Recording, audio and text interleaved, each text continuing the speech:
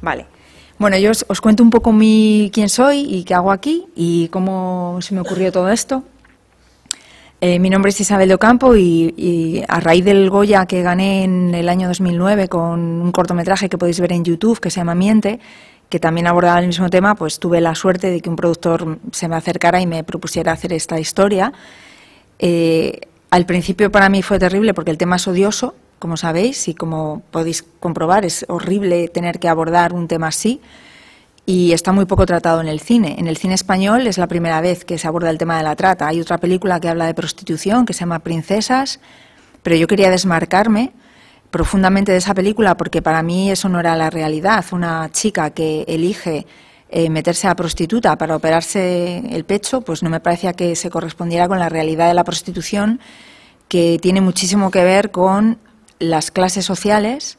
Como habéis podido comprobar aquí, es una historia que sucede mayormente en países del tercer mundo, en países pobres, donde las chicas son engañadas para venir a ejercer la prostitución. Y bueno, pues pasamos 3 años investigando el tema, tuvimos la suerte de poder acceder por fin a muchísima gente, porque es un mundo al principio muy hermético.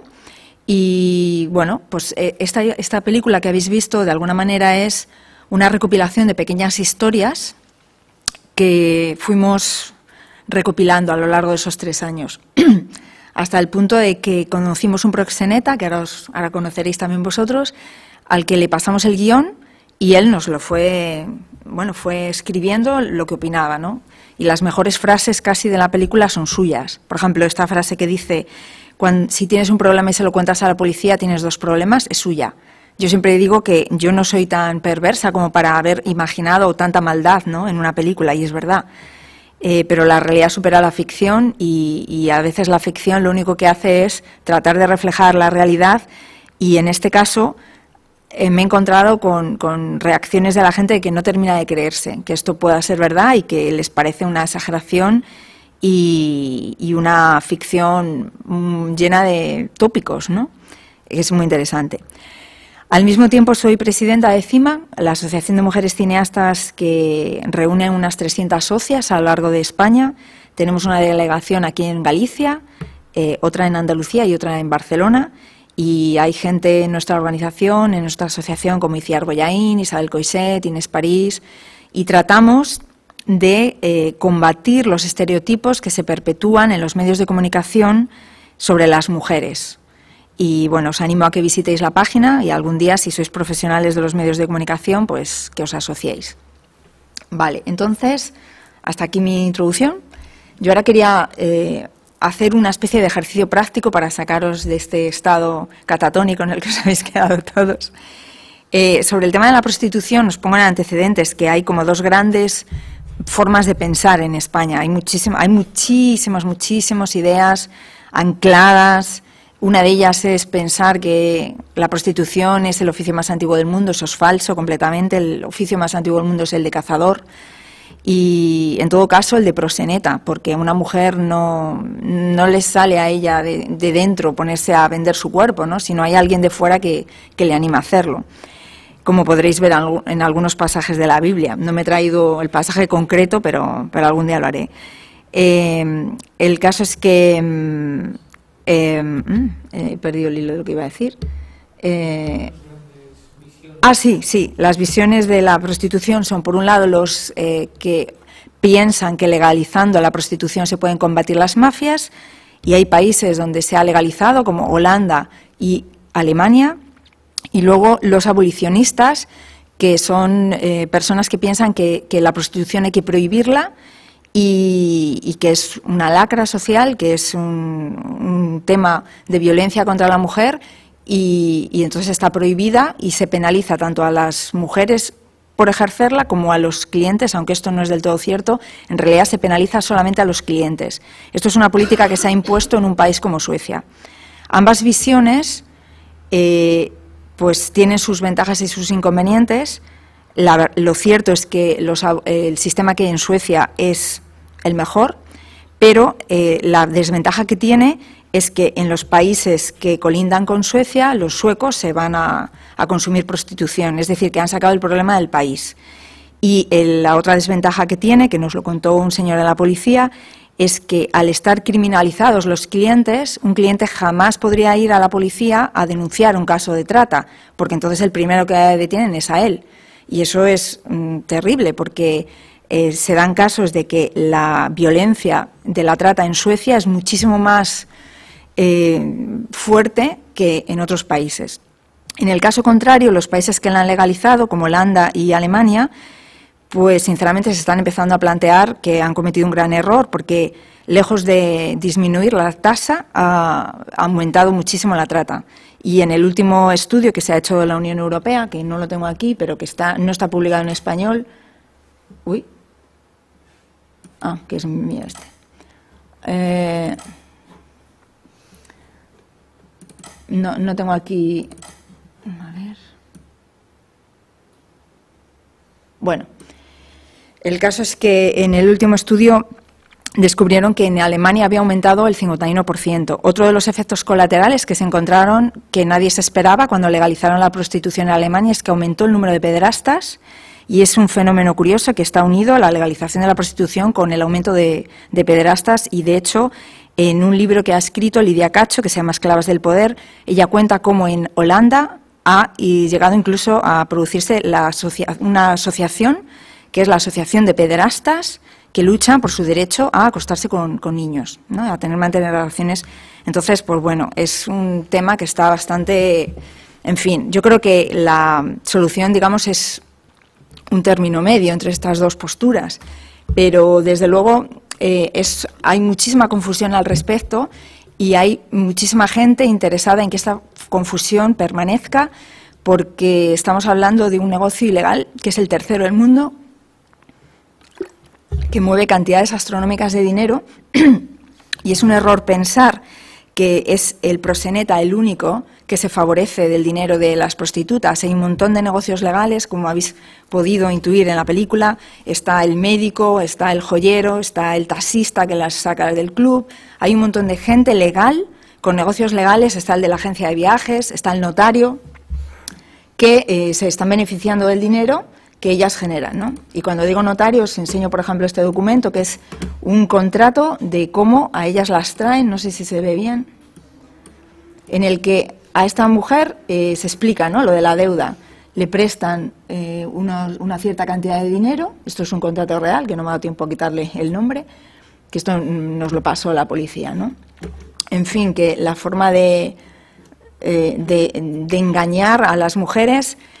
También es un error pensar que son engañadas porque son tontas o porque tienen pocas luces o tal. No, es nada más cercano a eso, ¿no? Porque lo cierto es que son mujeres muy emprendedoras, son mujeres como vosotras, son chicas que se ven envueltas en una situación en la que no ven que tengan un futuro claro, les sale una oportunidad y aceptan ese trabajo, ¿no?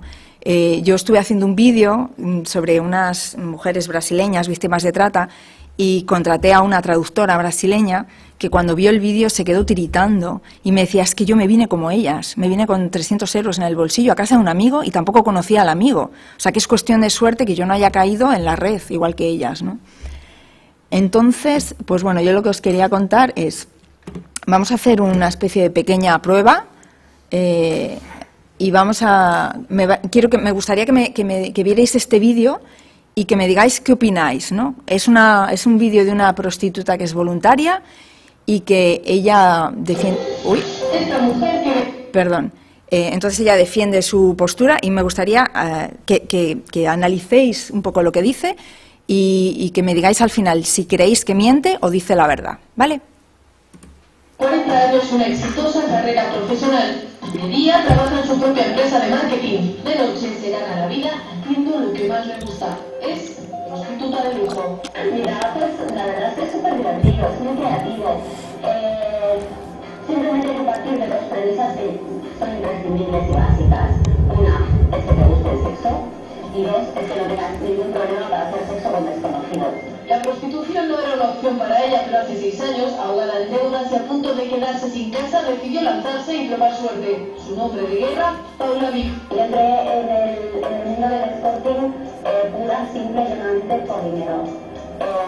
Estaba en una situación económica francamente no mala, no lo siguiente. ¿sabes? Y un reportaje en televisión sobre lo que podía ganar una prostituta de lujo, por ejemplo. Esto no le viene como anillo al dedo. No quiere decir cuánto gana al mes, pero sus tarifas nada tienen que ver con las de una prostituta de la calle. Por 1 hora y media de servicio, esta escort de lujo cobra 400 euros. Por 2, 500. Son 1.200 para los clientes que quieren pasar la noche con ella. Yo no sé si es el mejor trabajo del mundo, pero a mí me encanta mi trabajo. Me permite ganar mucho dinero al mes en muy poco espacio de tiempo, en pocas horas. Lo cual te permite, te deja libre mucho tiempo. Ella elige a sus clientes y ella pone sus normas, todas perfectamente detalladas en esta página personal. Trabaja con hombres y con mujeres, también con parejas, y con ellos hace casi de todo, excepto prácticas extremas como el sadomasoquismo. Realmente no me siento tan lejos de las personas pues, que están trabajando por muchísimo menos dinero que yo, ¿no? Me parece que ellas sí son putas y nosotras sí nos les parece mucho. Al final, todas hacen eso mismo. Aunque reconoce que no todo ha sido fácil, Paula no tiene pareja porque los hombres que han entrado en su vida no han podido soportar los celos. No se avergüenza de lo que hace, pero tardó casi 5 años en contárselo a su familia. Hombre, no te diré que ahí todos aplaudiendo y diciendo que bien, mi hermana es puta, pero la pregunta es que ella siempre en todos los casos había sido la misma. ¿Tú estás bien? En solo 6 años trabajando como escort, Paula ha ganado el dinero suficiente para saldar sus deudas y está segura de que podrá retirarse en unos años con un buen saldo en su cuenta. Si lo hubiesen hacer ahora y estuviera mejor informada de lo que estuve, sin duda sería escort y lo hubiese empezado antes. ¿Quién cree que está mintiendo?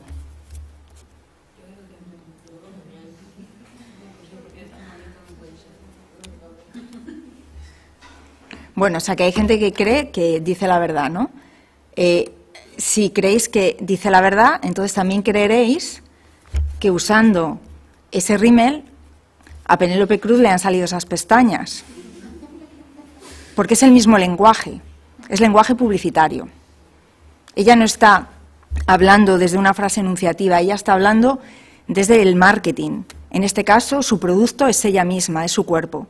Y los dos argumentos que ha utilizado, como veis, es me gusta el sexo y me gusta hacerlo con desconocidos, que son, digamos, los dos principales objeciones que pondría un posible cliente para acceder a sus servicios.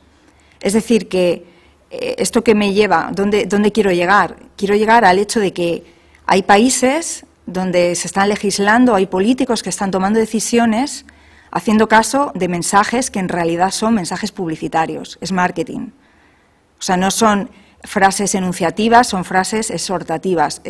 No es me gusta el sexo, etcétera, etcétera, sino es cómprame.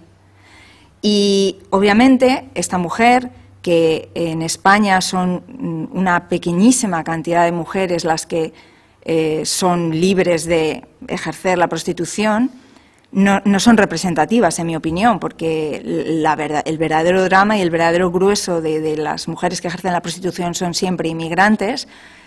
Pues este tipo de mujeres son las que con sus discursos convencen a los legisladores, a los jueces, a los policías y a muchísimos clientes, ¿no? Entonces, yo tampoco querría juzgarla a ella, porque hay algo que me lleva también a pensar lo siguiente. ¿Por qué entró ella en la prostitución? ¿Cuál es la letra pequeña de lo que nos ha contado? Que estaba ahogada en deudas.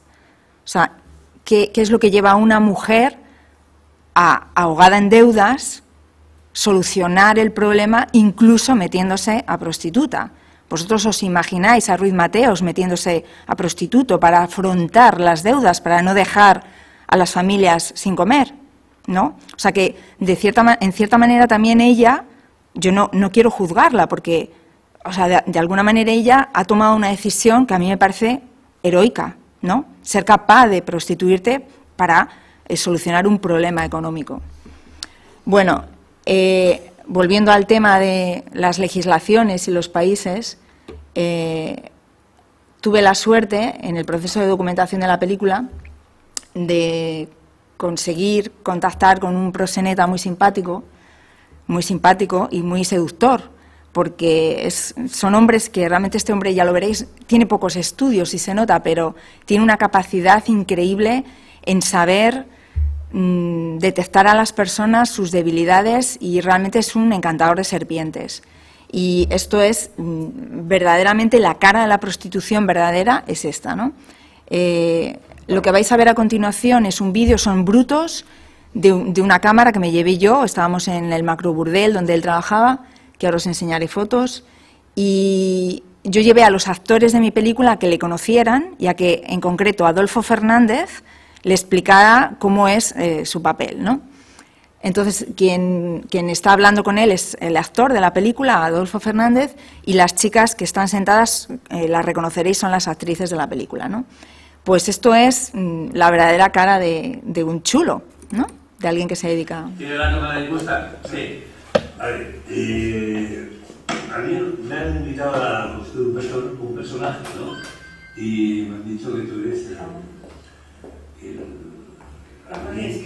la flor de inspiración del personaje que tienes que interpretar, ¿no? Arranca. Arranco. ¿Cuál es tu mundo? ¿Cuál es el mundo El modelo de vida del grupo. Bueno, pues el papel este que te han ofrecido, digamos, el papel este que te han ofrecido es el mundo en el que yo vivo, es un mundo muy complicado, es un papel en el que nosotros siempre estamos fingiendo. O sea, vosotros sois actores, termináis vuestra película, os vais a casa y eres tú, ¿no? Aquí nosotros siempre estamos fingiendo las 24 horas del día. Quiero decir, yo estoy hablando contigo, ahora mismo... personaje. Sí, sí, o sea, yo ya no me acuerdo ni cómo soy, la verdad. Por ejemplo, se trata de engañar constantemente a las personas que te rodean. Quiero decir, engañas a la mujer que traes de deuda, engañas a la mami, en este caso tu mujer, ¿me entiendes? Engañas al policía corrupto, engañas a todo el mundo. Bueno, la mujer de deuda, ¿qué es eso? Una mujer de deuda, una mujer de deuda, ¿qué es una mujer de deuda? Una mujer de deuda es una mujer que nosotros traemos de un país pobre, en este caso puede ser Perú, puede ser Colombia, Venezuela, Paraguay, estamos trayendo y aquí le cobramos una cantidad de dinero. ¿Cuánto? Por decir algo, 6.000 euros. Que luego se van incrementando pues, en peluquería, en vestuario, manutención diaria, que no tiene nada que ver con la deuda. Entonces, claro, es una cosa que tú tienes que ir engañándole a la mujer. Tienes que tenerla contenta. ¿Me entiendes? Tienes que estar fingiendo con ella de una manera, pues, no le puedes sacar el dinero a palos. ¿Me entiendes? Ella te tiene que ver como un padre protector, te tiene que ver en un momento dado como un padre agresivo, ¿me entiendes? O un marido celoso en un momento dado, si tienes que te vea enamorado, o a ti te convenga que te vea enamorado. ¿Me entiendes lo que te quiero decir? Es un continuo daño hacia la mujer. Por ejemplo, a la hora de hablar con una mujer, por ejemplo, cuando tú quieres que te dé los dineros, cuando tú quieres que te dé el dinero, pues tienes que hacer que ella te lo dé. Tú no pedírselo. ¿Me entiendes? Una muy constante manipulación hacia... Ella no te tiene que conceder a ti nunca. O sea, tú consideras que es un tipo majo, digamos, ¿no? En la relación con ella, ¿no? Porque haces que ella ella se tiene que sentir... se sienta como... Ella se tiene que responsabilidad. Ella tiene que tener... ¿no? Ella tiene que tener... Entonces, una mujer normal... Vamos a ver, una mujer te tiene que tener un respeto, una mujer te tiene que tener más que miedo, ¿vale? Pero luego hay situaciones en que la mujer te tiene que tener miedo porque te ha perdido ese respeto. Entonces eres tú el que tienes que saber cuándo a esa mujer le tienes que hacer temorizarla. O sea, tienes que atemorizarla, para conseguir Sí, un si sale propósito. una mujer rebelde, si sale una mujer rebelde, por ejemplo... ¿Tú consideras que los hombres son superiores a las mujeres? Es decir, o sea, el este concepto, sí, nazi, ¿no? Entonces, nazi, para no quitarle el término, los hombres somos más superiores que las mujeres y por eso tenemos que conducir a las mujeres como si fuera un ganado. No, si mi negocio, por ejemplo, fuera de hombres en vez de mujeres, si mi negocio fuera de hombres de mujeres, los trataría exactamente igual. A los hombres y a las Por mujeres. ejemplo, en este caso... Nunca te los follarías a los Y a las mujeres hombres, tampoco. a las mujeres. Tampoco a las mujeres, tampoco estamos constantemente aquí. Pero tampoco es cierto, es un hombre el que tiene que estar siempre por encima de la mujer. No es un mundo machista. ¿Hay alguna mujer que esté por encima de los hombres en ese sentido? ¿Hay alguna mujer que haga que los hombres sean sodomizados? Vamos a ver. Vamos a ver qué vamos a ver. La mujer... No, pues mira, tú lo haces muy bien, ¿eh? Sí. Tú lo haces muy bien y tal. ¿Qué quieres decir? No, sí, y lo que quieres decir, sí, porque tú eres muy bueno, ¿no? Tú has dado, o sea, tú has conseguido que las mujeres se prostituyan, de alguna manera tú consideras que las mujeres se prostituyan dignamente, ¿no? Dignamente. Alguien se puede prostituir dignamente, ¿no? Eso es No. el tema que tú manejas. No, vamos a ver. ¿Qué me confundes? No, lo estoy consiguiendo. Sí, perfectamente. Es que yo pensaba que tú tenías las ideas claras, ¿sabes? Pero un montón de horas contigo y ahora veo que estás confundido. Y esto me apetece, ¿sabes por qué me apetece? Porque como vives de ello, yo no he vivido nunca ¿sabes? De considerar, de tener ganado de mujeres, ¿sabes? Yo nunca he vivido eso, ¿sabes? Lo he vivido en mi trabajo. Tú vives de traerte mujeres de aquí, de allá, tal, no sé qué, de follarte nuestro primero, supongo, o sea, No. Bueno, es igual, da lo mismo, ¿no? Pero de exponerlas públicamente y todo esto, ¿no? Tú vives de eso, ¿no? Ahora estás confundido un poco. Bueno, ahora tienes el momento de explicarte, a ver, espérate, a ver cómo te explicas. Pero si no tengo ninguna explicación, la No. explicación para los jueces, vamos a ver. La vida es así, ¿no? La vida es así. No, de puta madre y tal. Y tú no, a ti no te han dado por culo nunca. A esta sí, pero a ti no. Tú te has librado, ¿no? Y has ganado mucho dinero, porque a las otras, a las que tú traías de allí, de acá, tal, bien. Entonces, es una manera de ver las cosas, ¿no? Yo lo veo de otra manera. Vamos a ver.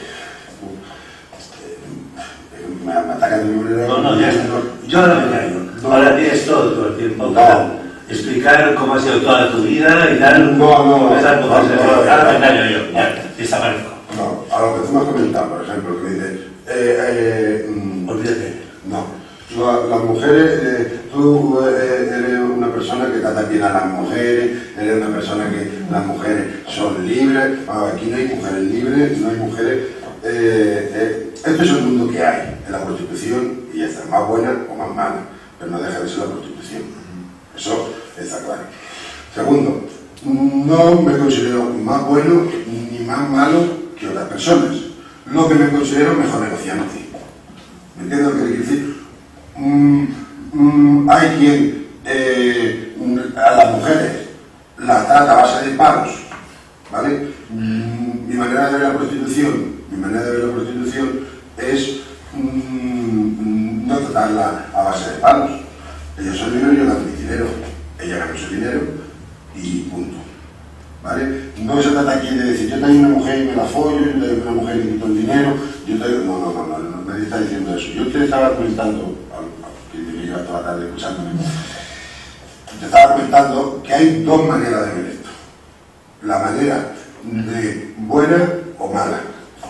Entonces, la manera que yo veo es como mejor me ha ido o mejor nos ha ido a nosotros, es dentro de lo malo darle un poquito de más facilidad hacia la mujer para que nosotros egoístamente tengamos menos problemas, ¿vale? Es una manera de manipular a la mujer.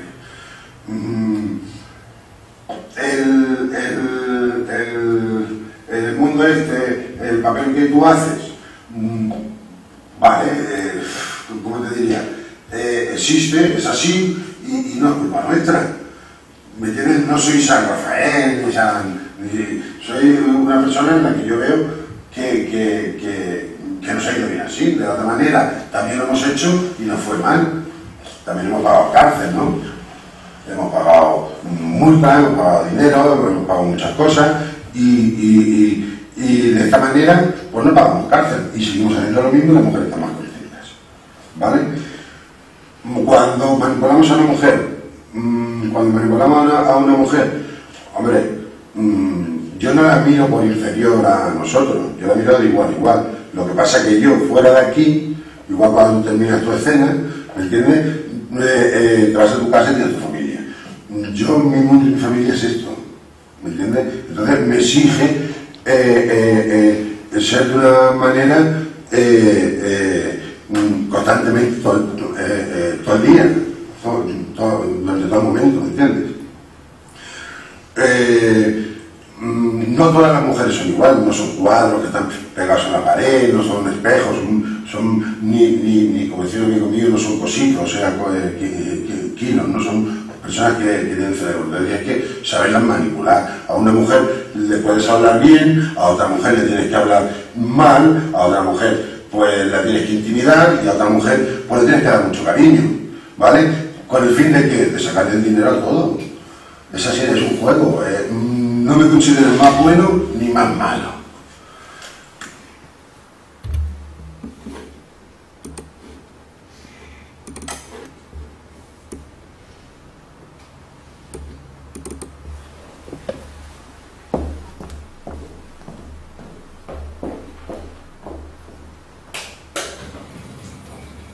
Bueno, pues ha parecido.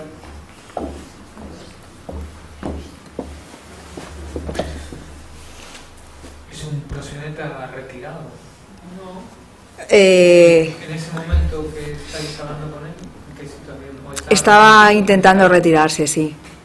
Sí, en ese momento sí estaba retirado, entonces estaba en un momento... Llegar a ese momento de, sinceridad, ¿no? Consigo mismo. Es un documento sincero, real, Sí. no puedo dudar de lo contrario. ¿Y cómo llegáis a esa, ¿no? a esa especie de sinceridad? Que Pues la verdad es que... ¿te guste o no te guste? Sí, pues después pues yo creo que es escuchar sin juzgar, haciendo el increíble esfuerzo de no juzgar, ¿no? Y de dejar que la gente se coja confianza para hablar. Yo la verdad es que cuando yo le propuse grabarle, yo lo único que pretendía es que le explicara a Adolfo su personaje. Lo que no contaba es que Adolfo fuera a atacarle de esa manera y que él reaccionara tratando de justificarse, ¿no? Entonces ahí es el típico momento mágico que sucede cuando le pones una cámara delante a alguien y que estábamos un poco hasta asustados. Yo estaba un poco asustada porque no sabía si iba a reaccionar bien o mal. Pero yo qué sé, salió más o menos bien. Luego ya después nos quedamos todos muy incómodos, ¿no? Y ya no fue lo mismo. ¿Ese es el plato? No, eso es el Puticlub. Sí, un macro burdel que hay en la carretera de Andalucía.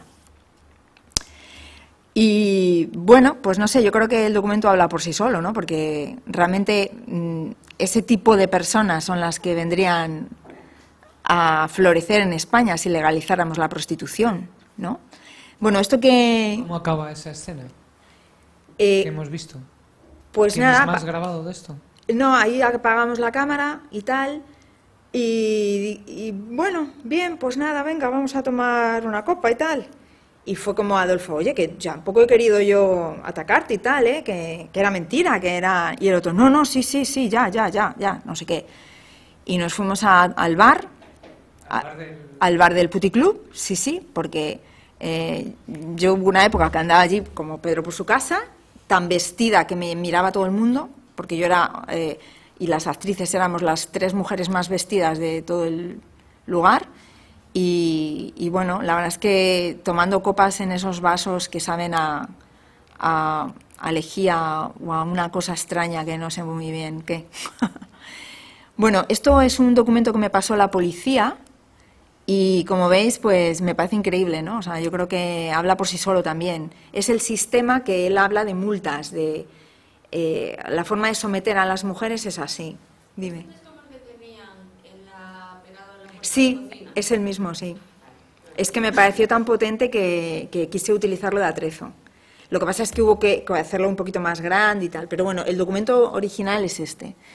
Y esto fue en un piso donde lo encontró la policía.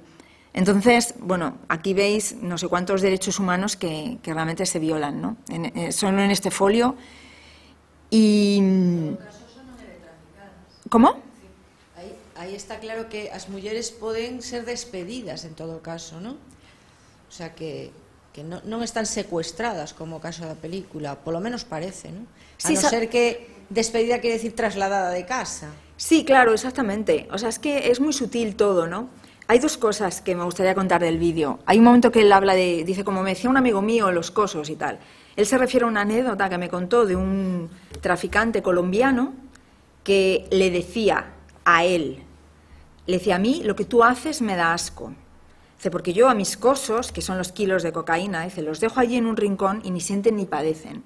Dice, pero lo que tú haces no tiene nombre. Le decía el narcotraficante colombiano al proxeneta español, ¿no? Eso por un lado. Por otro lado, la forma de ejercer la violencia a veces es física, como se ve en mi película, pero a veces es muy, muy, muy sutil, muy psicológica. Una forma que él me decía de ejercer la violencia, una amenaza, es simplemente diciéndote, ¿qué tal está tu abuelita? ¿Ya se le curó lo de la pierna? ¿Y cómo demuestras tú ante un juez que eso es una amenaza? Es imposible. Pero lo que le estás diciendo, el subtexto de eso es, conozco a tu familia, sé que tu abuela está enferma de la pierna, ten cuidado. O sea, es así. Entonces siempre es muy sutil. El Código Penal es su Biblia, ¿no? Pero bueno, nada, más cositas que os puedo enseñar por aquí. Pues no sé, frases de guión. Por ejemplo, esto, ¿no? El momento en que Elizabeth, la chica africana, se le cae el bote de pastillas, me apuntó, tranquimacín es lo que les damos. O sea, él, pues bueno, dentro de lo que cabe fue muy, muy sincero conmigo. Y a ver, bueno, más cosas por aquí. Bueno, ahora yo lo que, tratando de unir todo esto con el tema de las charlas, de las conferencias, es una de las cosas que decía una de las ponentes esta mañana, la poderosísima fuerza que tiene los medios de comunicación en el lenguaje audiovisual, porque efectivamente son factores de socialización muy potentes, porque el cine seduce. Entonces, yo con esta película lo que quería era combatir el efecto Pretty Woman, porque es falso que la prostitución sea así, de bonita. O sea, eso es un príncipe azul, la historia del príncipe azul, eso es falso, ¿no? Ah, bueno, mira, aquí tenía unas fotos de un puticlub. Mira, por ejemplo, esto es un alcoholímetro que está trucado. Porque es un mundo lleno de trampas y de mentiras, ¿no? Hasta el alcoholímetro que tienen a la puerta lo tienen trucado para que los clientes, en vez de irse, pues se queden, ¿no? Esto es un comedor, el comedor de... Este es el despacho con la foto del padrino, en primer término, porque admiran, ¿no? Se sienten identificados con el padrino. El gimnasio, o sea, esto es una imagen, supongo que no os esperabais así, un puticlub, ¿no? Una habitación, los pasillos, la peluquería, porque la forma de despersonalizar a la chica, la forma de sacarle los dineros es meterle, introducirle todo tipo de inseguridades. Y es montarle un puticlub como si fuera el lugar donde ella ya no tiene que salir de ahí. Ahí se va a la peluquería, va al gimnasio y todo eso se lo cobran. De manera que a los 6.000 euros iniciales le van sumando todos los servicios para provocar que ella pierda la cuenta de lo que tiene, de la deuda que tiene acumulada. Bueno, esto tenía piscina. En fin, no sé. A ver si hay alguna foto por aquí. La piscina. Ah, bueno, y también una foto que os quería enseñar, esto que me encanta, ¿no? Que es la valla. Y yo le pregunté, ¿la valla? Dicen, es para que no entren los ladrones. Y yo, ¿para que no entren? Si fuera para que no entren, tendría que ser así, hacia afuera, no hacia adentro, ¿no? O sea que es una jaula de cristal, es todo muy bonito. Al menos así se lo presentan a las chicas para tratar de hacerlas ver, hacerlas comprender que mejor que ahí no van a estar. Entonces es un pequeños píldoras todos los días en realidad es como una secta. O sea, te van lavando el cerebro, te van convenciendo de que vas a ganar 4.000 euros, cosa que es cierta, y que en ningún sitio vas a poder ganar 4.000 euros y haciendo algo que es muy fácil, ¿no? Pero no es tan fácil. Es dinero rápido, pero no es nada fácil. Y bueno, a ver, me voy aquí, subo. Quería poneros ahora una pequeña secuencia de una película española que todos conocéis, que se llama Carmen, es de Vicente Aranda, y que en principio no tiene nada que ver con nada de lo que estamos hablando, ¿no? Pero es lenguaje audiovisual. Vamos a tratar de analizar semióticamente esta secuencia. Os invito a que lo hagáis, ¿vale? Voy a apagar aquí un momento.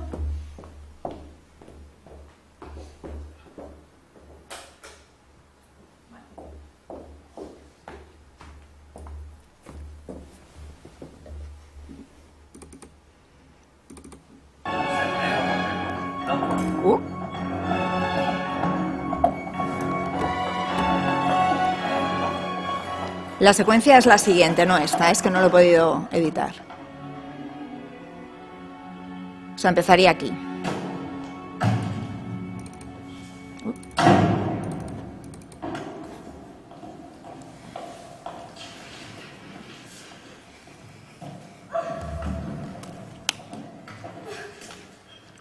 Jura que no lo volverás a hacer. No. Jura que serás mi euforia y para siempre. No.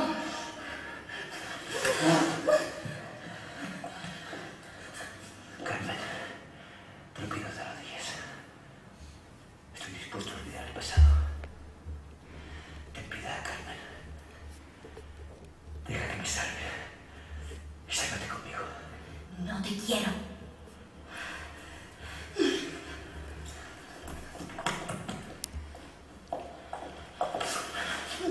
No voy a permitir que te burles en mí y abrazas a otro hombre. No quiero que me estrangule. Ni que me destroce la cabeza de un arcabuzazo. Quiero que me entierres en el bosque. Yo no quiero matarte, Carmen. Solo quiero que me sigas, que vengas conmigo, que seas mi mujer. No, no, no, no. Estoy harto de amenazarte. Y yo estoy harta de verte. Vete y déjame en paz. Por última vez, bruja. Vas a morir conmigo. No, nunca.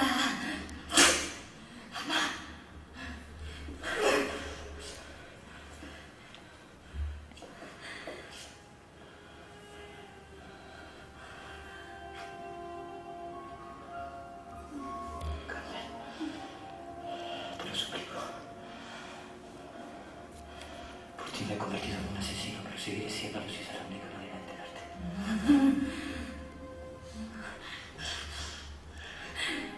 No quiero nada de ti.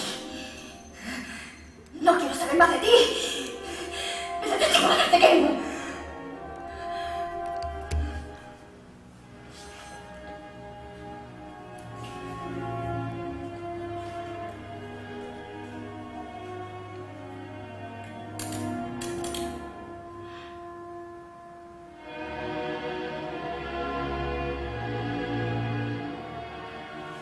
Atrévete a matarme. Mátame o deja que me vaya.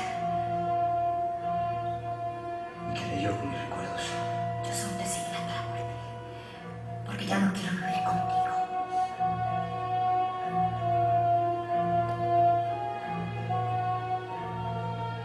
Matadla. Mátala.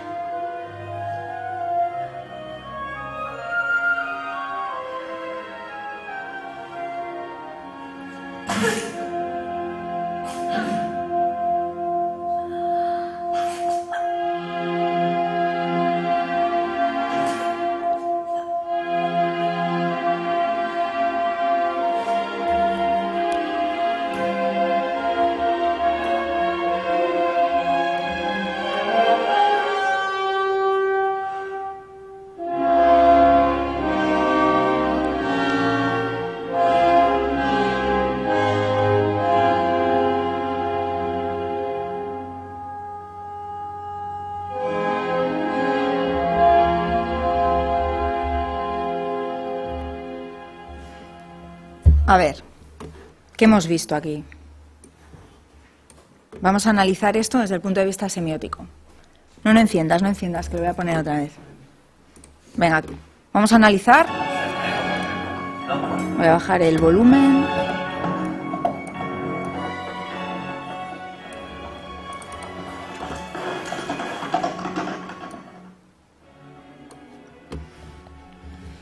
Bueno, vemos una iglesia, un plano cenital casi, un plano picado.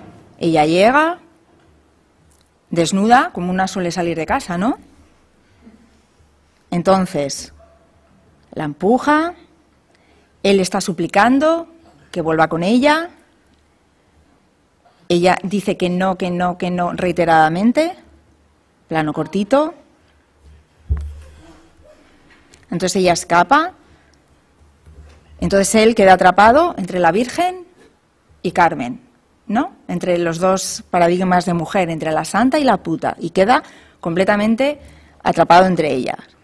Y él está sufriendo mientras ella reacciona como una prácticamente persona que no quiere entrar en razón, cuando lo único que está diciendo es no quiero volver contigo. Él sufre y vemos cómo la Virgen también sufre. De manera que la proyección emocional de él es con ella, con la santa, no con Carmen. Él no trata de entenderla. Entonces ella sale corriendo. Él insiste y ella insiste en que no. Y lo único que está pasando aquí es que hay un hombre suplicando, pobrecito, y una mujer que no quiere entrar en razón.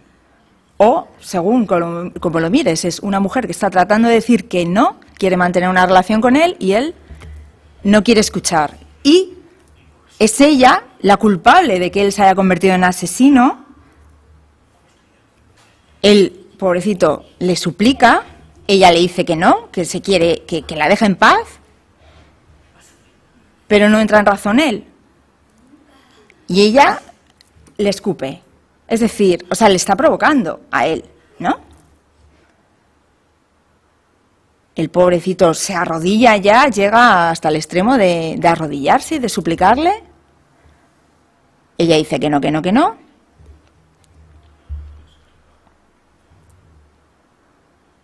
Le ha dicho, estoy harto de amenazarte. Yo podría decir, pues deja de amenazarme. O sea, si el conflicto es muy, muy fácil. Pero ella sigue provocando, ¿no? Parece como que se está buscando ella lo que le pasa a continuación.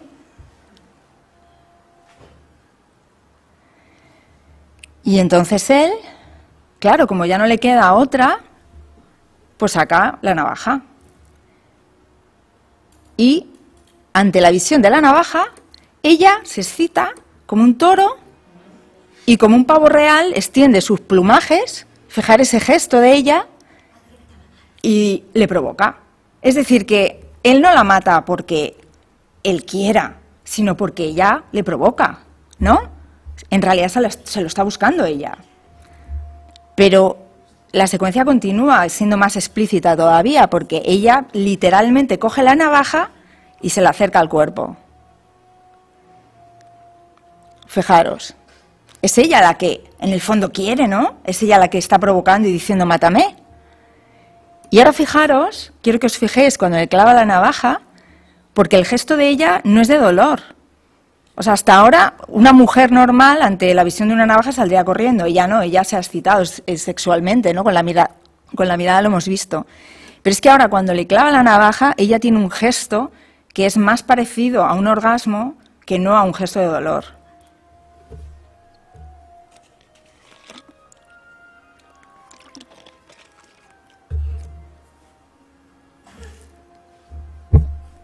Fijaros, es una media sonrisa y finaliza con este movimiento tan delicado y tan poético, que es un traveling circular, que es casi como un baile, es como un movimiento que poetiza lo ocurrido, ¿no? Es decir, que yo la verdad es que cuando vi esta película, yo no había caído en todo esto, ¿no? Fue gracias al análisis que hizo una compañera nuestra de CIMA, que yo escuché, que se llama Pilar Aguilar, y que de alguna manera me parecía muy interesante enseñároslo, porque vivimos en una sociedad donde nadie se explica los crímenes pasionales, llamados antes crímenes pasionales, que en realidad es violencia machista, y este es el sustrato de donde viene muchísimo de lo que ocurre en nuestra sociedad, ¿no?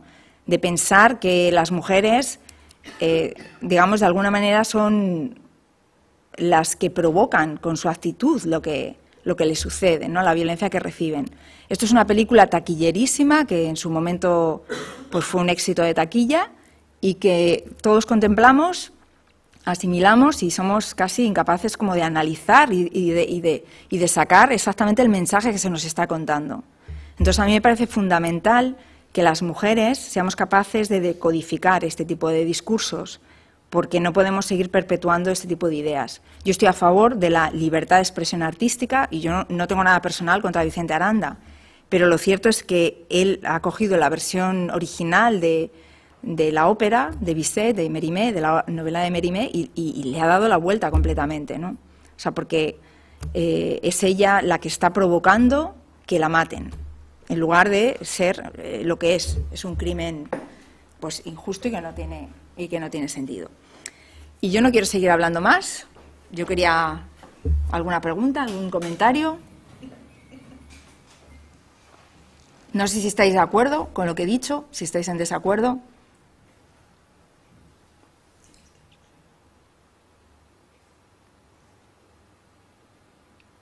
Pues nada, me voy. Yo tengo una duda acerca de... Voy a pasar el micro porque así estamos nada, que cuando en la película, en Evelyn, cuando hacían los planos muchas veces intermedios entre, o sea, cuando pasaba el tiempo y tal, a veces había una carretera porque estaba acelerado. Es una pregunta así más técnica. Sí, muy bien, una pregunta muy buena. La verdad es que había, o sea, yo esos planos no los rodé, era una segunda unidad y iban con una cámara, o sea, nosotros íbamos con un tipo de cámara, ellos iban con una Alexa. El tipo de cámara que llevamos nosotros era una... Ay, se me ha olvidado el nombre. Se me ha olvidado el nombre porque nos dio tantos problemas que tengo como un odio especial contra esa cámara que estaba súper de moda. Y entonces, digamos, esta segunda unidad, que era en realidad el cámara y otro chico, se fueron a rodar estos planos y por, digamos, decisión propia decidieron ponerlos acelerados. Y luego la verdad es que cuando lo vi tenía la opción de ponerlos a su velocidad normal, pero pensé que daba un matiz de paso del tiempo, de lo lento que pasa el tiempo dentro y lo rápido que pasa afuera, ¿no? Entonces me parecía que desde el punto de vista de la narrativa podía aportar algo, ¿no? Entonces, bueno, si habéis visto la película, y ahora vuelvo a la película, ¿no? En la secuencia inicial se producía esta secuencia de la masa, del pan. Todo esto para mí era como algo metafórico, ¿no? De lo que va a suceder luego.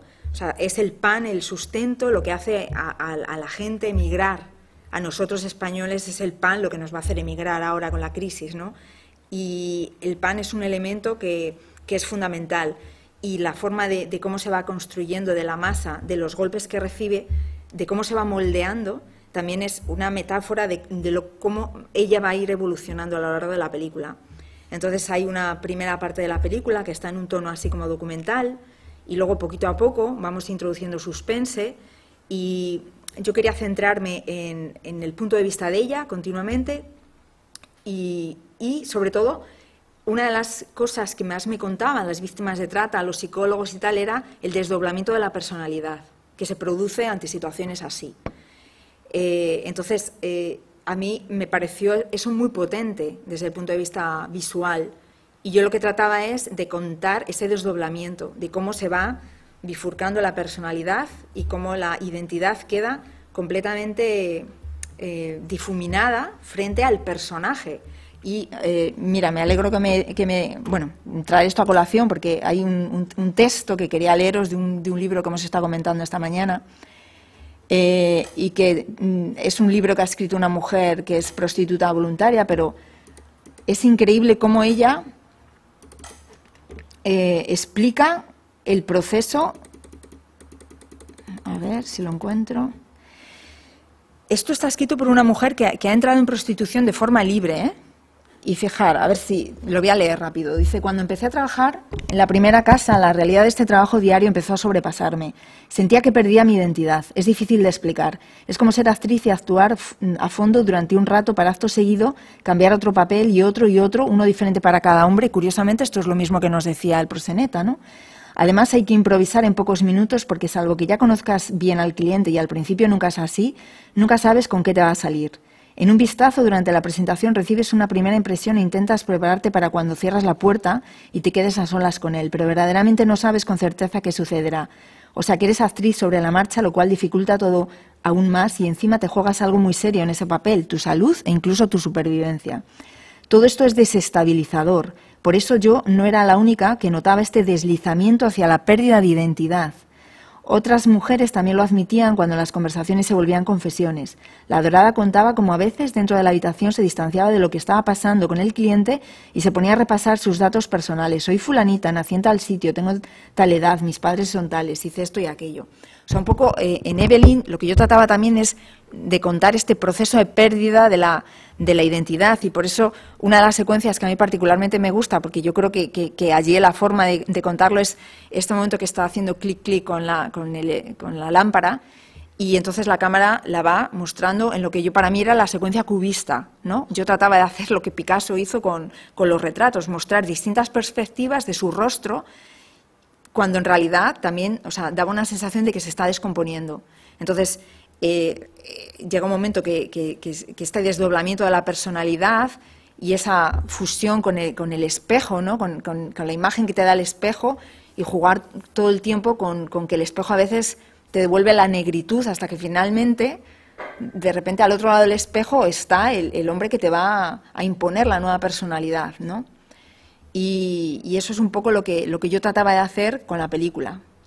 Todo eso intentando que fuera súper cañera, que tuviera mucho suspense, que no en ningún momento te despistes, etcétera, etcétera, ¿no?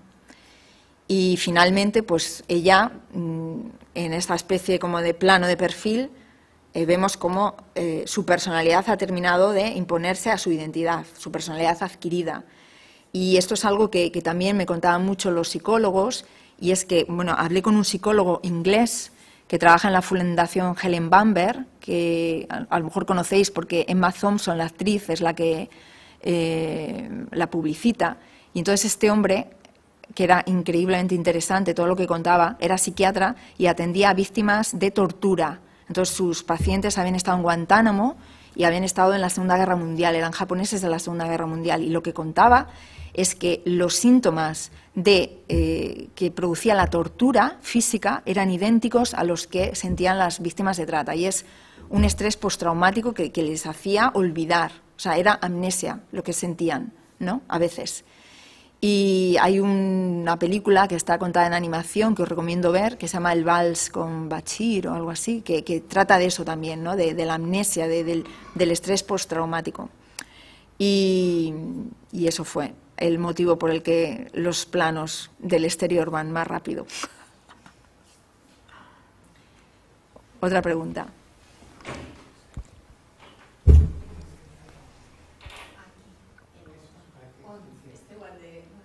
Sí. ¿Sí?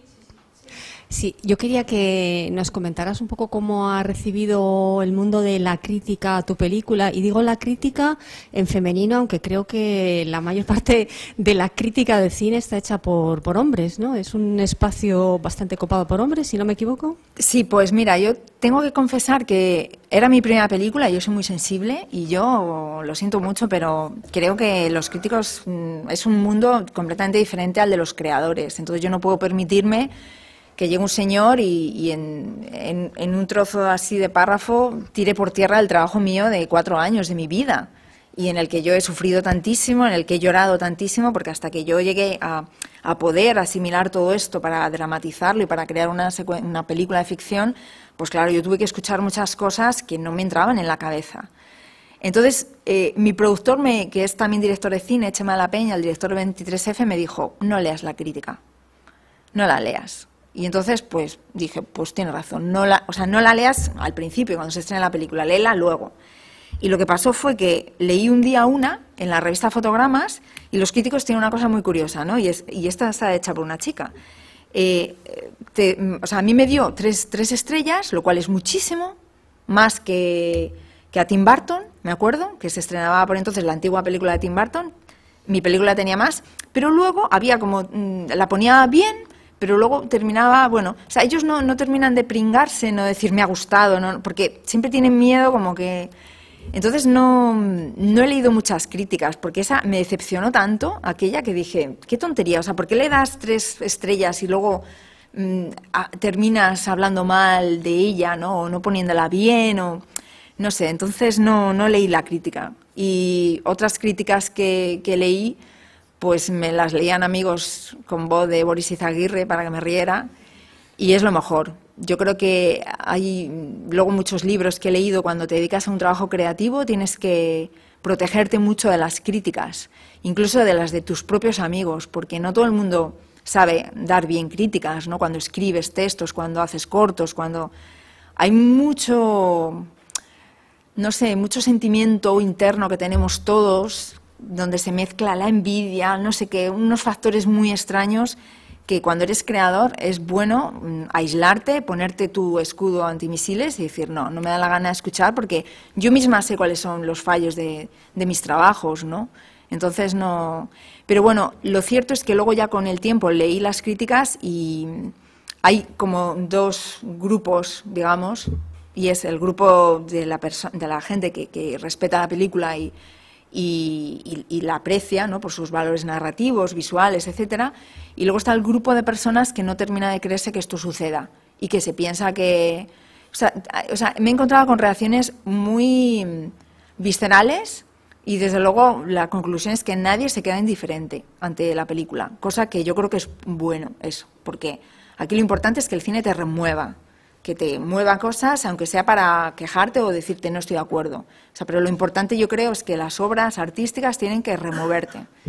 Y entonces, pues críticas de todo tipo, ya te digo, y dependiendo. Luego también me he encontrado, yo deducía, digo, este señor, claro, hay mucha gente que, hay muchos, especialmente muchos hombres, que se resisten a ver esto como una realidad, porque existe el arquetipo de la puta amable con la que muchos de ellos perdieron la virginidad. Durante un tiempo en España, cuando había una represión sexual tan grande, los hombres perdían la virginidad y aprendían de sexo con la prostituta, ¿no? Entonces era como una relación muy amable, le tenían cariño, o sea, en los pueblos, pues normalmente está el puticlub, que es donde el último bar que cierra en el fondo y terminan yendo todo el mundo ahí a tomar la última copa, el cura, el alcalde, el no sé qué, ¿no? Entonces es como una figura arquetípica que pertenece a la cultura española y que hay mucha gente, muchos hombres que se resisten a perder esa imagen idílica que tienen de la prostituta, ¿no? Por eso yo siempre intento soltar este dato. El 80% son madres de familia, porque eso realmente descoloca a muchas personas. Porque en este proceso de despersonalización, para que tú puedas tener con ella este tipo de relación que nos contaba el proxeneta, si la humanizas, si de repente tiene sentimientos más allá de los que tú quieres que tenga, entonces se convierte en una chica como nosotras, ¿no? Por eso a mí me revienta mucho, me enfada todo este tipo de argumentos que hay de la gente bien pensante que dice, no, es que las putas son necesarias porque si no los violadores violarían a nuestras hijas, ¿no?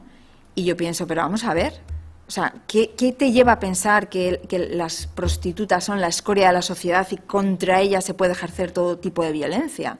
O sea, es que hay una serie de ideas terribles que nos llevan a justificar cosas que les pasan a estas mujeres y que no son justificables. Y el otro día asistí a una charla en el Consulado de Brasil y había una chica de una ONG que contaba cómo pues hay un protocolo de actuación cuando tú vas con una herida de bala a un hospital. Por ejemplo, pues los médicos están obligados a avisar a la policía, quieras tú o no quieras, ¿no? Entonces hay una serie de protocolos de actuación ante determinadas reacciones, ante determinadas heridas. Y el desgarro anal es un protocolo, es algo que lleva a los médicos, que les obliga a avisar a la policía. Y lo cumplen porque se entiende que eso es una violación y que nadie que tenga un desgarro anal lo ha elegido, ¿no?, voluntariamente. Eso lo cumplen, excepto en el caso de las prostitutas, porque entienden que son gajes de su oficio. Entonces las cosen y las devuelven al club. Y eso es absolutamente inhumano. Pero es inhumano porque o sea, ¿qué te hace pensar que porque estás pagando puedes violar a una mujer? Es terrible. Y este es el tipo de ideas que nos transmite los medios de comunicación cuando frivolizan tanto la violencia de género, cuando frivolizan tanto la violencia hacia la mujer. Y durante un tiempo yo estaba muy enfadada con los periodistas porque cada vez que leía un artículo en la prensa que hablaba de la prostitución, siempre, en prensa escrita, empezaba el primer párrafo, siempre era: fulanita trabaja en el polígono Marconi de 8 de la tarde a 2 de la mañana, por ejemplo, y cobra tantos euros por su servicio. O sea, parecía un anuncio, parecía que le estaba promocionando, o sea, parecía como que lo único que le interesa al lector de ese periódico es saber dónde, cuándo y cuánto cuesta. Cuando en realidad a mí lo que quiero saber es por qué. Pero el por qué siempre estaba al final del párrafo. Entonces, todo ese tipo de cosas hay que irlas modificando, porque no podemos permitir que la gente siga pensando que las prostitutas son la escoria de la sociedad. No, es que son chicas como vosotras y como yo, que en un momento dado pues han tenido la desgracia de nacer en un país que está en guerra, como Rumanía, como algunos países de Europa del Este, en un país donde la violencia de género es tan brutal como Brasil, por ejemplo, que muchas de ellas me decían, es que yo si me quedaba allí, sabía que tarde o temprano me iban a violar. Entonces, o me pegaba mi marido y decía, bueno, pues para que me pegue me voy a España y por lo menos que me traten bien, porque claro, luego entre la sarta de engaños que les venden a ellas para convencerlas de que vengan a ejercer la prostitución está presentarles a los españoles como hombres amabilísimos que ayudan en casa. Y es que es verdad, ayudan en casa, fíjate, mira las películas, Y entonces, claro, a ellas, que vienen de países donde los hombres, vamos, que eso es impensable, porque son muy, muy, muy machistas, pues es que les parece increíble. Y es más, yo he hablado con muchas de ellas que prefieren estar aquí trabajando de prostitutas con todo lo que conlleva de desgaste emocional, de desgaste físico, de destrozo vaginal, de todos los problemas médicos que acarrea, y que prefieren estar aquí en esas condiciones que no en sus países, sufriendo, pasando hambre, ¿no? Y claro, por eso yo siempre digo que es que no se puede juzgar desde el salón de tu casa, con el estómago lleno, determinadas decisiones que toman las personas en el mundo, porque es que no somos quienes, no estamos cualificados moralmente para juzgar a nadie, ¿no? Por eso yo creo que nuestra labor sería acabar con estos tópicos, con estas ideas equivocadas y llamar a las cosas por su nombre. Y desde luego la prostitución no tiene nada que ver con el vicio, o sea, ha sido secuestrada por las religiones y nos lo presentan como la pecadora y tal. No tiene nada que ver con el pecado, nada. O sea, tiene que ver con la pobreza. Es un problema económico, no es un problema de moral.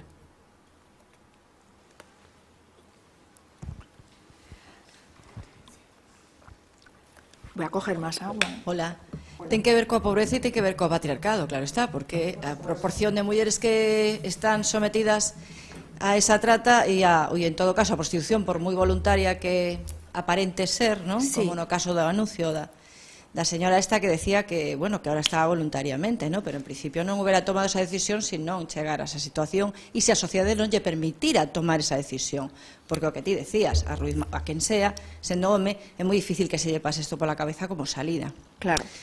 E, bueno, eu quería felicitarte pola película porque me parece que está moi ben, o sea, e o tono, non? Ese trasladarnos a ese terror. De ese secuestro, o sea, ese ambiente tremendamente claustrofóbico e esa incapacidade esa imposibilidade de salir, non? De escapar, creo que, bueno, hai varias secuencias que o presentan.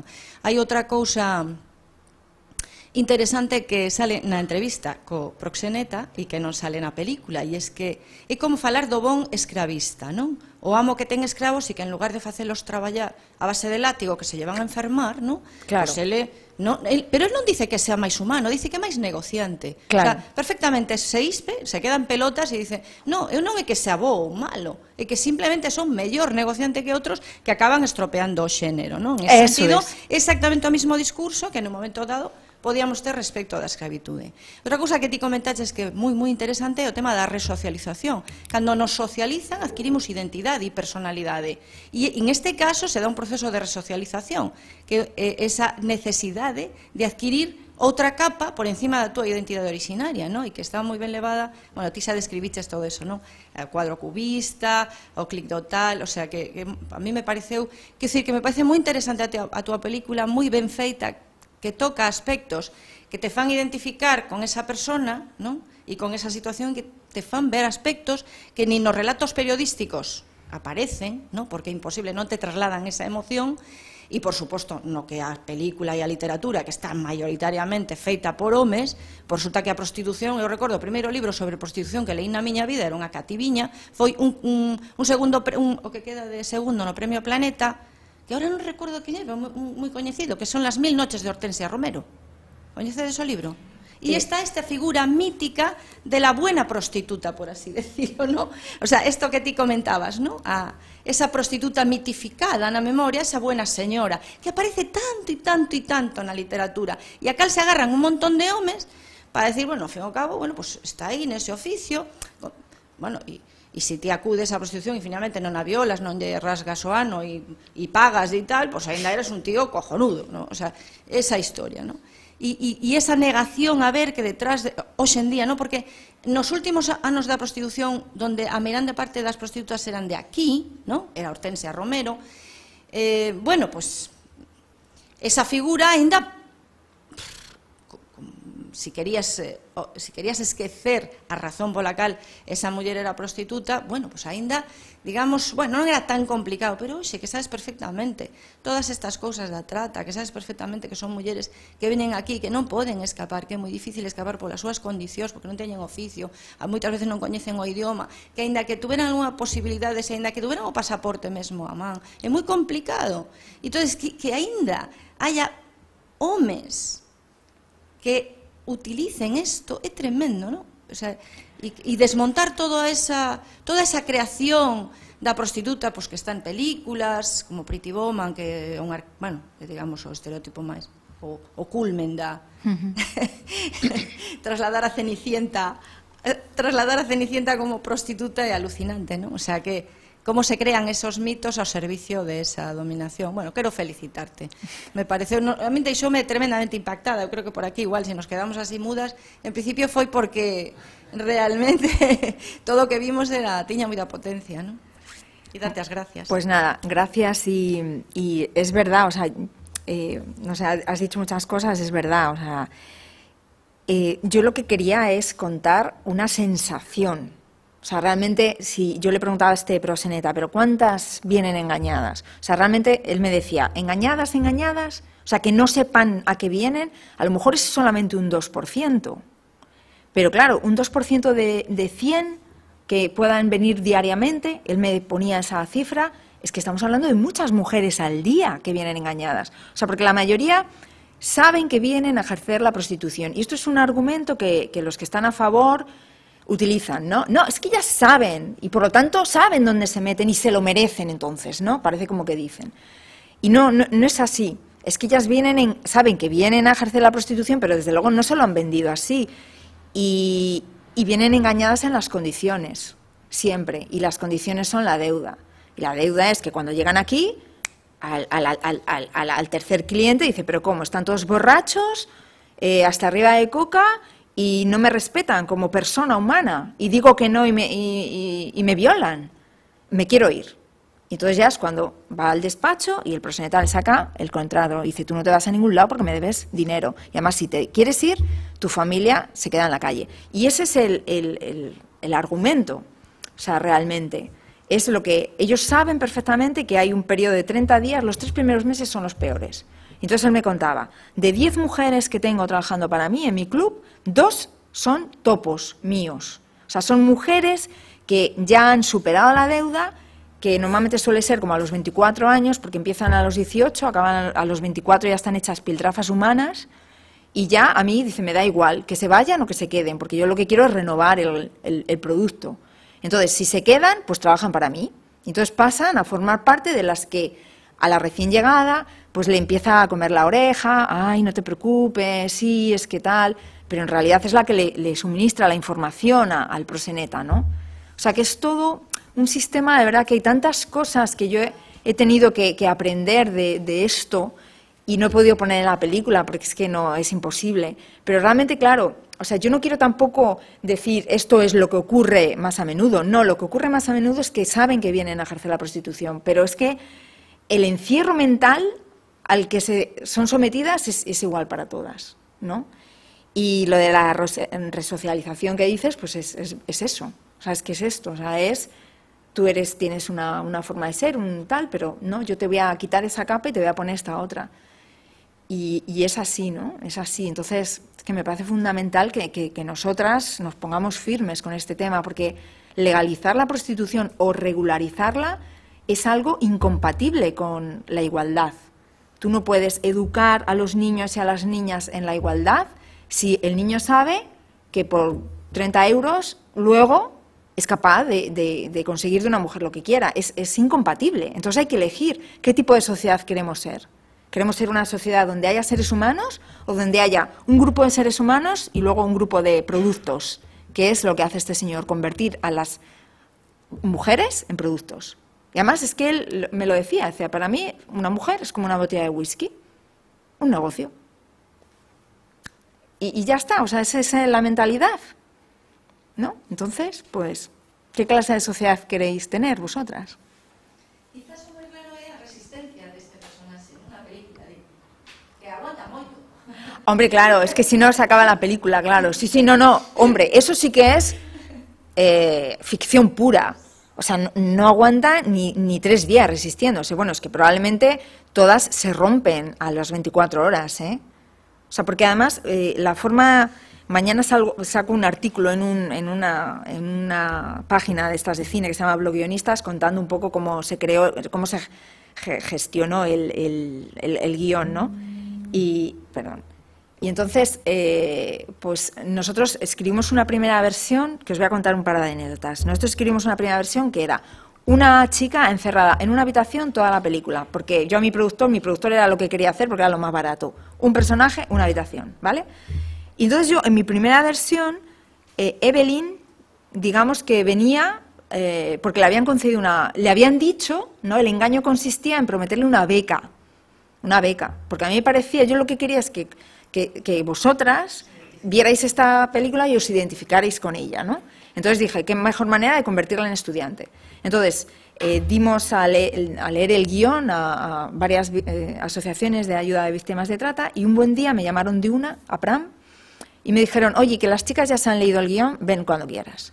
Entonces yo fui con mi guionista, con Juanma, y nos sentamos en una mesa donde 9 mujeres de diferentes países nos fueron narrando su experiencia. Y lo primero que me dijeron todas fue, lo de la beca no se lo cree nadie.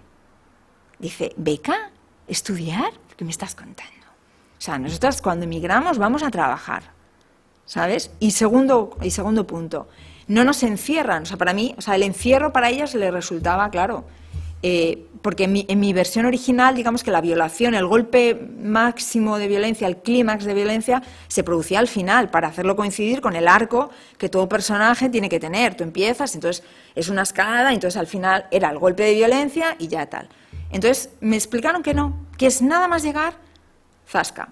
Y entonces hablamos con una que fue escalofriante, porque era el personaje de nuestra película. Era paraguaya, ella tenía su trabajo allí, en Paraguay, que limpiaban una casa como ella, o sea, porque luego le hemos copiado muchas cosas, ¿no?, del personaje. Y entonces, además que fue aquí en Galicia, macho, donde la trajeron, en Vigo. Entonces ella dice que, pues nada, que la fueron a buscar al aeropuerto, que en todo momento ella veía cosas raras, pero que es muy difícil cuando cambias de país, cuando no has viajado nunca al extranjero, cuando no eres capaz de identificar los iconos que te advierten del peligro. Os pongo un ejemplo. O sea, yo estuve en Oriente, en China, y había un pueblecito donde los puticlubs eran un pañuelito rojo en lo alto de un palo. Claro, a mí si eso me lo cuentan, si no me lo cuentan, yo no hubiera sabido. A mí me meten en un sitio donde hay un pañuelito rojo, es que yo no identifico que eso sea un puticlub y que pueda ser un lugar de potencial peligro, no. Y entonces a ellas les pasa mucho eso, que ven la chica sexy en la puerta, pero claro, como vienen de países donde la publicidad utiliza el cuerpo de la mujer tan brutalmente, pues no siempre identifican que eso sea un lugar, que sea un puticlub, muchas veces, ¿no? Entonces, claro, ella nos contó pues que llegó aquí, que todo era muy bonito, que la fue a buscar el dueño de la casa, que la llevó a comer una mariscada, que ella flipó con la mariscada allí, comiendo a lo grande, y entonces de repente llega al club y lo ve todo tan bonito, me decía, era tan bonito, las paredes pintadas, súper bonito todo, no estaban desconchadas, ¿no? Como en su... Estaba todo muy bien pintado y todo muy bonito, y entonces empezaron a abrir puertas, y todas compañeras mías paraguayas de mi país, todas, ¡ay, qué bien, bienvenida! ¡Ay, qué bien, en Paraguay, qué tal, no sé qué! Y claro, yo decía, no puede ser que me pase algo malo. Y entonces nada, dice que llega a su habitación, y entonces le dice, ven que Kiko te está esperando. Kiko en la película se llama Chicho, ¿no? O al revés, no sé si se llama Kiko o Chicho, pero nosotros le cambiamos el nombre, pero respetando un poco la fonética. Y entonces nada, que te está esperando. Y entonces llegó y directamente pues la violó. Pero así, zasca. Entonces ella, vamos, siguiente secuencia, en la ducha. Y eso es algo que era un patrón del comportamiento de todas ellas, ¿no? Y entonces, claro, ella se vio pues llorando 3 días encerrada en la habitación, hasta que ya, poco a poco, pues es que, claro, no puedes pasarte encerrada en la habitación llorando. Ella se asomaba a la ventana y solo veía campo. Se asomaba al otro lado y veía carretera. Decía, autovía, ¿dónde voy? Y todas las alrededor, pues una especie de complot para no te vayas, que es peor. Entonces fue tan impactante conocer esta historia contada en primera persona, y lo más impactante es que todas ellas, cada una habían tenido una historia parecida, una era brasileña, otra era rumana, etc. Y entonces entre ellas nunca jamás habían compartido su propia experiencia, porque las víctimas de trata se encierran con el psicólogo, con la psicóloga, y se lo cuentan a ellas, ¿no? Pero era como la primera vez que unas se escuchaban a las otras. Y fue alucinante porque le preguntan, ¿y por qué no te escapaste? ¿Y por qué no hiciste esto? Y claro, tú veías que hasta ellas mismas, que habían pasado por otra situación, resulta que eran capaces de no entender por qué no hiciste esto, ¿no? ¿Por qué no reaccionaste así? Entonces, yo me di cuenta de la increíble fuerza dramática que tenía esta historia. Lejos, un poco si superas la pereza inicial de saber que vas a ver una película muy dura y que el tema, pues, en fin. Pero sí, obviamente, desde luego, este personaje resiste muchísimo y eso no es normal. O sea, ya te digo, esta chica en concreto, esta paraguaya, nos contó, me violaron y al día siguiente 24 horas llorando y luego ya, pues, ¿qué haces? Es que debes dinero, es que cada día que pasa que no estás trabajando, claro, son 70 euros que tienes que pagar de habitación.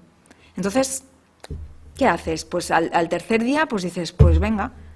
O sea, es que no, es algo muy, muy difícil de entender, pero cuando no tienes escapatoria, es que no tienes escapatoria.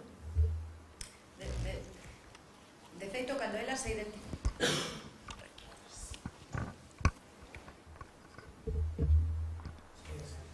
Xa está.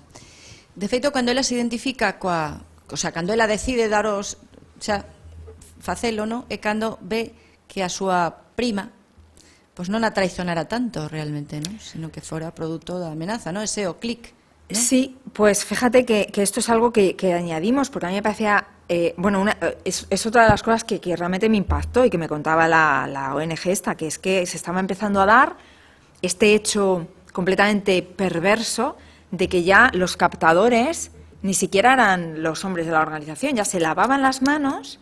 Y entonces lo que le proponían a estos topos, a estas mujeres topo, es, si me traes alguna amiga, pues como las rebajas, ¿no? 2 por 1, o sea, si me traes una amiga, pues te rebajo 1.000 euros en la deuda. Y entonces, claro, ya, pues bueno, pues ellas terminaban traicionando a sus compañeras, a sus amigas, a sus primas, a sus hermanas. Y era brutal, ¿eh?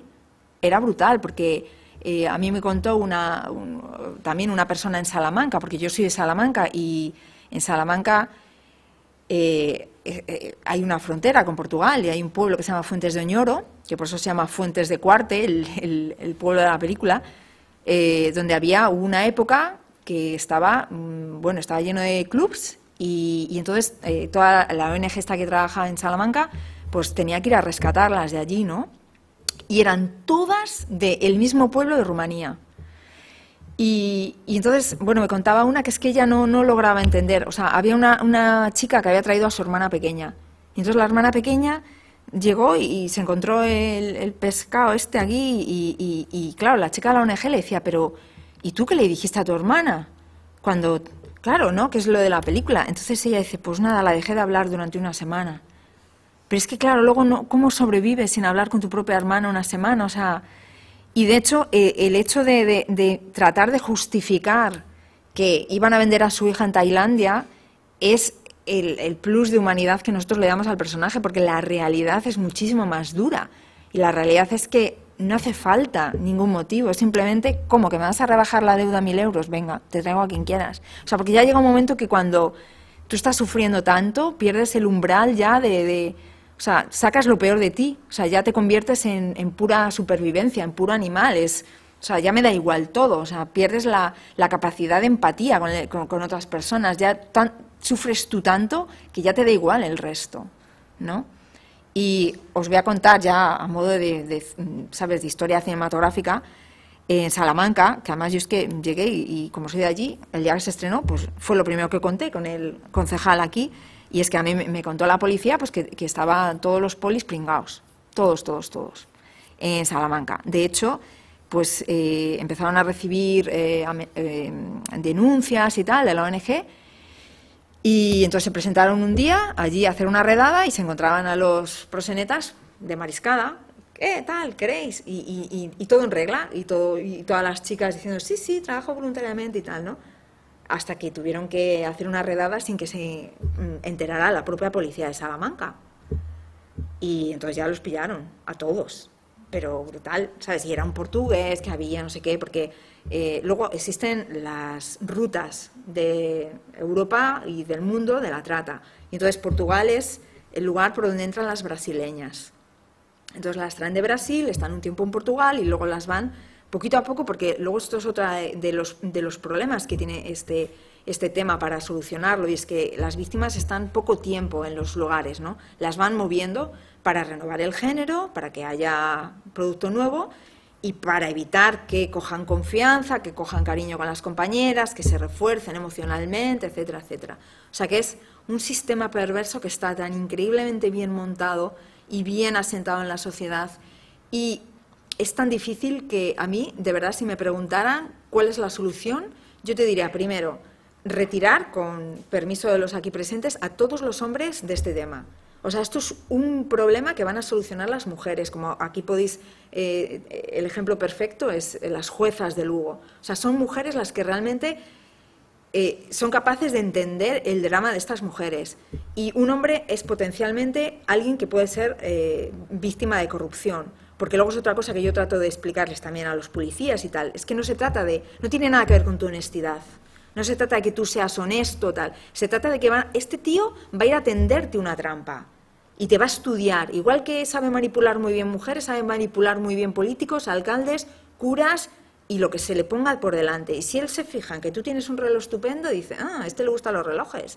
Y entonces pasado mañana a tu comisaría te va a llegar un regalo que consiste en un reloj. Si tú aceptas, ya la cagaste, porque entonces ya estás pillado.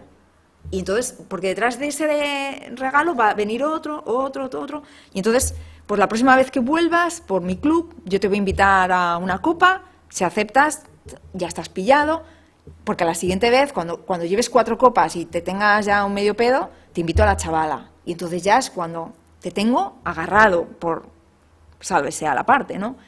Entonces, es lo que os decía antes, es tan fácil, o sea, ves que es tan fácil corromper a las personas, porque ya te digo que no es una cuestión de que tú seas honesto y te mantengas firme, sino que es que te van a ir a tender trampas.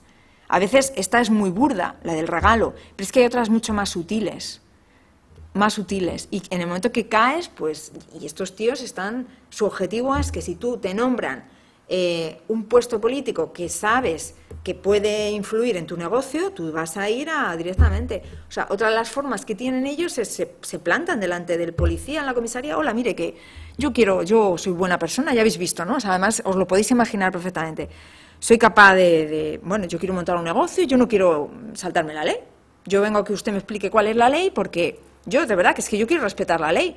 Yo voy a montar un hotel, a las señoritas, porque las llaman a todas señoritas, les voy a cobrar un dinero, pero lo que ellas hagan en la habitación, yo no tengo problema. O sea, a mí me da igual, yo no lo sé. Pero yo quiero montar un hotel y quiero que usted me asesore, y en realidad lo que está haciendo es quedándose con tu cara. O sea, se queda con tu cara, se queda con tu forma de pensar, ¿sabes? Es como ejercicios sutiles de ir a por los puestos claves, y por eso, pues muchos jueces no terminan de ver claro quién tiene razón y quién miente, ¿no? Porque otra de las cosas que me contaba el psicólogo inglés es, muchas veces las propias víctimas mienten porque es muchísimo mejor para ellas, a nivel no sé, de explicarse a sí mismas, decir, es una red de albanocosogares la que me ha engañado, que decir, es mi novio el que me ha engañado y me ha metido a puta. Es más terrible y más devastador para la personalidad esto que no la red mafiosa de rusos.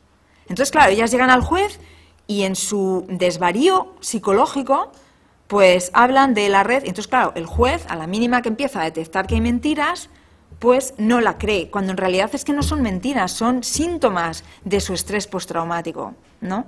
Entonces, soluciones a los jueces, yo es que no les dejaría juzgar estos temas si no reciben un cursillo previo, igual que los juzgados en los que se trata la violencia de género. O sea, es que es lo mismo, o sea, la prostitución es un tipo de violencia de género, como otro cualquiera. ¿Entiendes? Entonces, hay que empezar a educar y a reeducar y explicar todo esto a los hombres que están metidos en este mundo, pero desde arriba a abajo, empezando por los jueces, luego por los profesores de universidad, que son otro colectivo, que son clientes de prostitución, y además razonando, según me contaban estas personas, y ir bajando, o sea, policías, etcétera, etcétera. Y luego ya llegar al obrero de la calle, ¿no? Porque es que realmente los peligrosos, o sea, la legislación en España está. Lo que no está es la gente mentalizada para llevarla a cabo. Menos mal que eso está pasando, ya está empezando a cambiar y hay policías y gente que está empezando a tomar medidas, y hay un caso último de un proxeneta que llaman Cabeza de Perro, que podéis investigar en internet, que lo pillaron, pero por todas partes, ¿no? Porque, fijaros, era un rumano que tenía causas abiertas en España, en Portugal y en Rumanía, y se vino a entregar a España. O sea, imaginaros la sensación de impunidad que tienen los proxenetas del mundo con nuestro país. O sea, se vino a entregar él a España. Y hay un reportaje increíble que el tío le dan un bocadillo en el comisario y tal. Bueno, pues luego le cayeron 25 años de cárcel.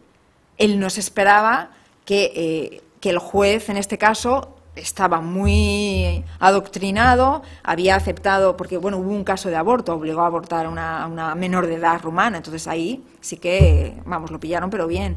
Pero te quiero decir que imaginaros, nuestro país es que se vino a entregar, o sea, y tenía muchísimos problemas, o sea, condenas más leves en Rumanía y en Portugal, porque él vivía en Portugal, y se fue a España a entregar, se vino aquí a España a entregar.